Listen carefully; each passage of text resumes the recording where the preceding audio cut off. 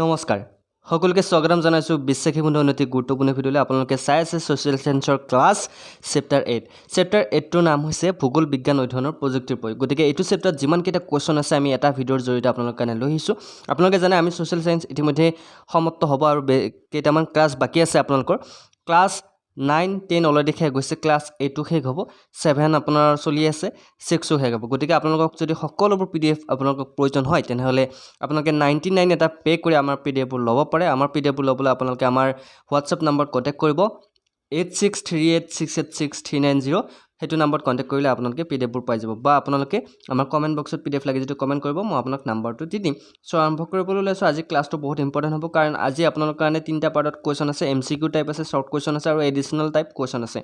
এই পাৰ্টত যিমান কেইটা কোৱেশ্চন আছে সকলোবোৰ লৈছো ওকে সো আৰম্ভ কৰিবলৈ লৈছো প্ৰথমটো প্ৰশ্ন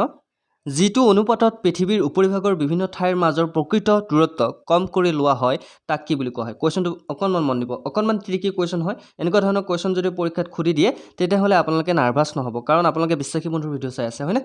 ওকে যিটো অনুপাতত পৃথিৱীৰ উপৰিভাগৰ বিভিন্ন ঠাইৰ মাজৰ প্ৰকৃত দূৰত্ব কম কৰি লোৱা হয় তাক কি বুলি কোৱা হয় তাক ইয়েস তাক মানচিত্ৰ বিদ্যা স্কেল বা মাপনি বুলি কোৱা হয় কেতিয়াবা কোৱেশ্চনটো আহিব পাৰে যে মানচিত্ৰ বিদ্যা স্কেল বা মাপনি কোনটো তেতিয়া মনত ৰাখিবা মানচিত্ৰ বিদ্যা স্কেল বা মাপনি হৈছে যিটো অনুপাতত পৃথিৱীৰ উপৰিভাগৰ বিভিন্ন ঠাইৰ মাজৰ প্ৰকৃত দূৰত্ব কম কৰি লোৱা হয় তাক মানচিত্ৰ বিদ্যা স্কেল বা মাপনি বুলি কোৱা হয় মনত ৰাখিব নেক্সট কোৱেশ্চনটোলৈ আহিছো মানচিত্ৰ অংকনৰ ক্ষেত্ৰত স্কেল অপৰিহাৰ্য স্কেল নথকা চিত্ৰক মানচিত্ৰ নবুলি কি বুলি কোৱা হয় বহুত ইম্পৰ্টেন্ট ইয়াৰ ভিতৰত কাৰেক্ট আনসাৰ কোনটো হ'ব কমেন্ট কৰাচোন কোৱেশ্চনটো চাই লবা দেই কোৱেশ্চনটো অকনমান বুজি লবলৈ ট্ৰাই কৰিবা ইয়েস কাৰেক্ট আনসাৰ হৈছে আৰ্হিচিত্ৰ বুলি কি কোৱা হয় মানচিত্ৰ অংকনৰ ক্ষেত্ৰত স্কেল অপৰিহাৰ্য নথকা চিত্ৰক আৰ্হিচিত্ৰ বুলি কোৱা হয় নেক্সট কোৱেশ্চনটোলৈ আহিছো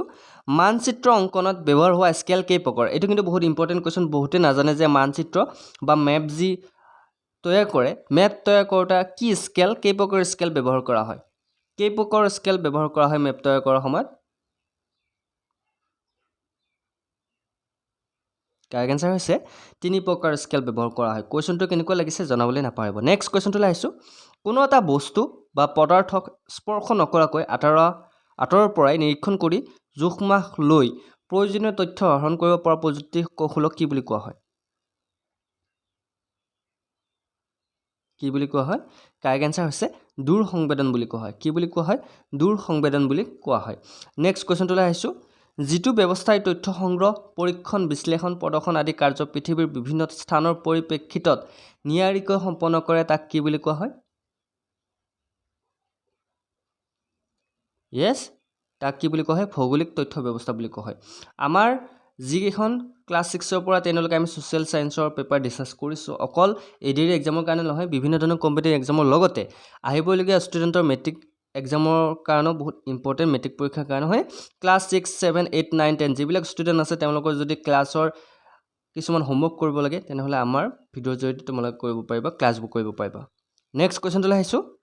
প্ৰাচীন যুগৰ পণ্ডিতসকলৰ ভিতৰত টলেমিয়ে কিমান খ্ৰীষ্টপূৰ্বত মানচিত্ৰ অংকনৰ ক্ষেত্ৰত বিশেষ দক্ষতা দেখুৱাইছিল টলেমিয়ে মনত ৰাখিব কিমান চনত কাৰেক্ট আনসাৰ হৈছে খ্ৰীষ্টপূৰ্ব 90 ৰ পৰা কিমান 168 মনত ৰাখিব নেক্সট কোৱেশ্চনটোলৈ আহিছো ভাৰতত খ্ৰীষ্টপূৰ্ব কিমান চনৰ পৰা মানচিত্ৰ তৈয়াৰ কৰাৰ প্ৰমাণ পোৱা যায় কিমান চনৰ পৰা আমাৰ ভাৰতত মানচিত্ৰ তৈয়াৰ কৰা প্ৰমাণ পাইছিল আমাৰ যিসমূহ বিজ্ঞানী তেওঁলোকে কিমান চনৰ পৰা পাইছিল খ্ৰীষ্টপূৰ্ব 2500 চনৰ পৰা 2500 চনৰ পৰা আমাৰ মানচিত্ৰ তৈয়াৰ কৰাৰ প্ৰমাণ পোৱা গৈছিল নেক্সট কোৱেশ্চনটোলৈ আহিছো নেক্সট কোন সাৰ্ভে অফ ইণ্ডিয়া কেতিয়া প্ৰতিষ্ঠা কৰা হৈছিল এই কোৱেশ্চনটো যদি খুদি দিয়ে পৰীক্ষাত গেট 4 বা গেট 3 কি কৰিবা সাৰ্ভে অফ ইণ্ডিয়া কেতিয়া প্ৰতিষ্ঠা কৰা হৈছিল সাৰ্ভে অফ ইণ্ডিয়া কোন চনত প্ৰতিষ্ঠা কৰা হৈছিল অপচনটো চাই লোৱা খুদ উত্তৰটো কমেন্ট কৰা সোশ্যাল সায়েন্সৰ ক্লাছ 4টা কৈ লৈ আহিম বুলি কৈছিল আপোনালোকক আজি আৰু তিনটা সোশ্যাল সায়েন্সৰ ক্লাছ থাকিব এটো এটা গল গতিকে আপোনালোকে ক্লাছসমূহ যদি কৰিব বিচাৰে মোক আপোনালোকে কমেন্ট কৰিব আৰু ভিডিওটো লাইক কৰিব ওকে ইয়াৰ কাৰেক্ট আনসাৰ হৈছে 1975 ত কি হৈছিল কোৱেশ্চনটো মই কৈ দিছো 1975 ত সাৰ্ভে অফ ইণ্ডিয়া প্ৰতিষ্ঠা কৰা হৈছিল মনত ৰাখিব 1975 কি হৈছিল সাৰ্ভে অফ ইণ্ডিয়া প্ৰতিষ্ঠা কৰা হৈছিল ওকে নেক্সট কুৱেশ্যনটোলৈ আহিছোঁ কিমান শতিকাত জেনেৰেল উইলিয়াম লেম্পটনে মানচিত্ৰ অংকনত বৈজ্ঞানিক পদ্ধতি অৱলম্বন কৰিছে বহুত ইম্পৰ্টেণ্ট চেপ্টাৰ এইটো কিমান শতিকাত মনত আছে শতিকাটো হৈছে 19 শতিকাত মনত ৰাখিব নেক্সট কুৱেশ্যনটোলৈ আহিছোঁ স্থানিক তথ্য প্ৰযুক্তি বুলিলে সাধাৰণতে দূৰ সংবেদন ভৌগোলিক তথ্য ব্যৱস্থা আৰু গোলকীয় স্থান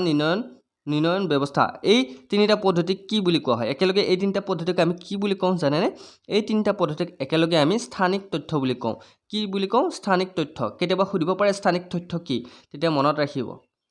নেক্সট এতিয়া আমি এডিশনাল কুৱেশ্যন ডিছকাছ কৰিম এই পাৰ্টত যিমানকেইটা এডিশনাল কুৱেশ্যন আছে এই সকলোবোৰ এডিশনাল কুৱেশ্যন আমি ডিছকাছ কৰিবলৈ ট্ৰাই কৰিম ওকে মানচিত্ৰ বিদ্যা স্কেল বা মাপনি বুলিলে কি বুজা কেতিয়াবা আমাক পৰীক্ষাত সুধিব পাৰে মনত ৰাখিবা যিটো অনুপাতত পৃথিৱীৰ উপৰিভাগৰ বিভিন্ন ঠাইৰ মাজৰ প্ৰকৃত দূৰত্ব কম কৰি লোৱা হয় তাকে মানচিত্ৰ বিদ্যা স্কেল বা মাপনি বুলি কোৱা হয় মনত থাকিব পাৰিবা নেক্সট কুৱেশ্যন আৰ্হি চিত্ৰ বুলিলে কি বুজা মানচিত্ৰ অংকনৰ ক্ষেত্ৰত স্কেল অপৰিহাৰ্য স্কেল নথকা চিত্ৰক মানচিত্ৰ নুবুলি আৰ্হি চিত্ৰ বুলি কোৱা হয় মনত থাকিব গুড মানচিত্ৰ অংকনত ব্যৱহাৰ হোৱা স্কেল কেই প্ৰকাৰ আমি অলৰেডি ডিছকাছ কৰিছোঁ যে মানচিত্ৰ অংকনত ব্যৱহাৰ হোৱা স্কেল তিনি প্ৰকাৰৰ মানচিত্ৰ অংকনত ব্যৱহাৰ হোৱা স্কেল তিনি প্ৰকাৰৰ কি কি কেতিয়াবা সুধিব পাৰে মানচিত্ৰ অংকনত ব্যৱহাৰ হোৱা স্কেল তিনি প্ৰকাৰ হৈছে ভাষা বা উক্তিৰ স্কেল প্ৰথমটো মনত ৰাখিব লিখি ল'বা ভাষা বা উক্তিৰ স্কেল দ্বিতীয়টো হৈছে নিৰূপক ভগ্নাংশৰ স্কেল আৰু তৃতীয়টো হৈছে ৰৈখিক স্কেল এই তিনিটা স্কেল ব্যৱহাৰ কৰা হয় মানচিত্ৰ নিৰ্মাণ কৰাৰ ক্ষেত্ৰত ভাষা বা উক্তিৰ স্কেল নিৰূপক ভগ্নাংশৰ স্কেল আৰু ৰৈখিক স্কেল ওকে কুৱেশ্যন কেইটা কেনেকুৱা পাইছে জনাব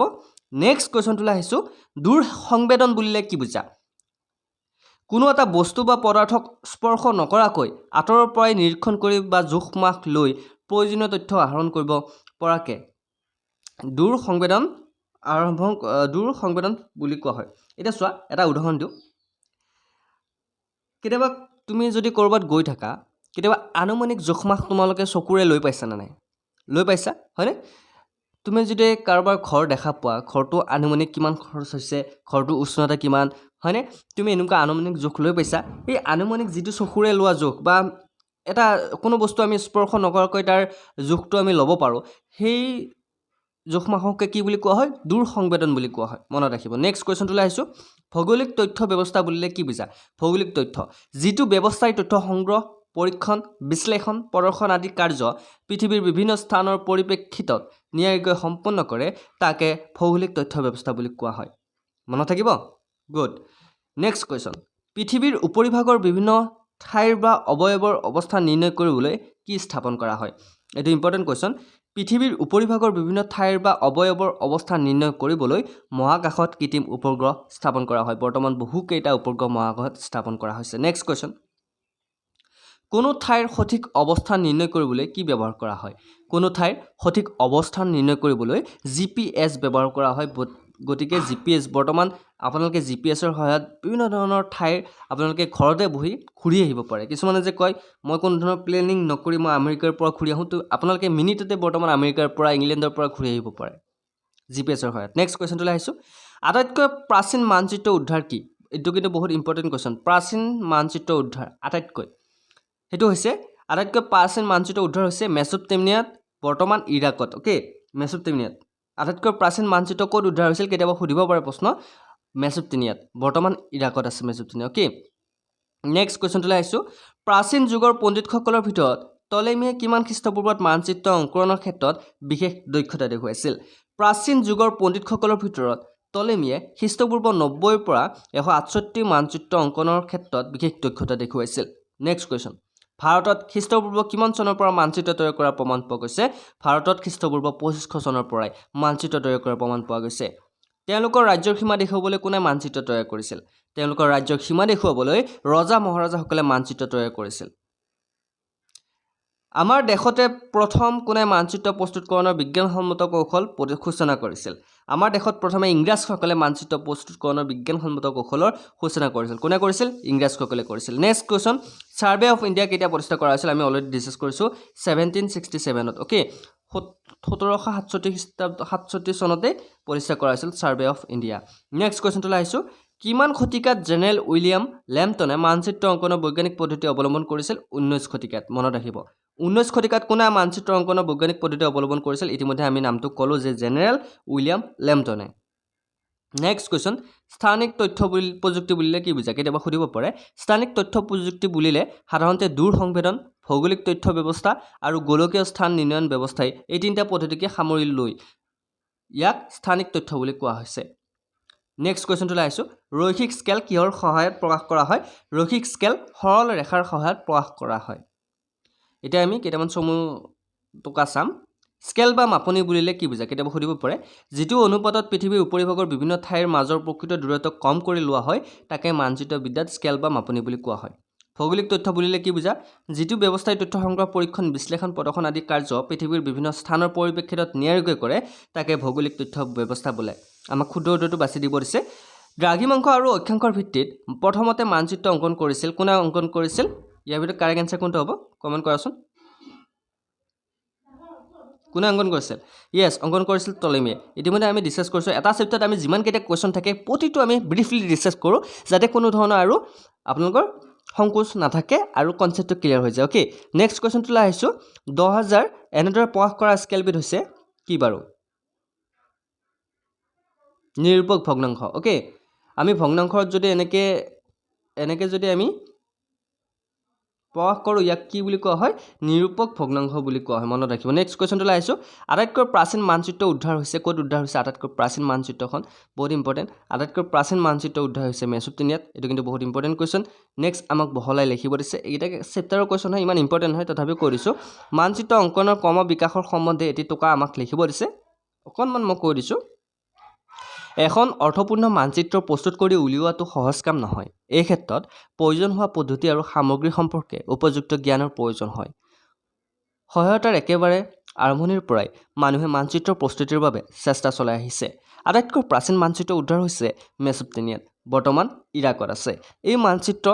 টেৰাকোটা ফলকত অংকিত কৰা হৈছিল মিছৰটো এনে ধৰণৰ মানচিত্ৰ তৈয়াৰ কৰি উলিওৱা হৈছিল তেওঁলোকে নীল নদীৰ বানাক্ৰান্ত অঞ্চলৰ মানচিত্ৰ অংকন কৰিছিল খ্ৰীষ্টপূৰ্ব দ্বিতীয় শতিকাত চীন দেশত স্কেলৰ ধাৰাই মানচিত্ৰ অংকন কৰা প্ৰমাণ পোৱা গৈছে তেওঁলোকে পাটৰ কাপোৰত পৰ্বতত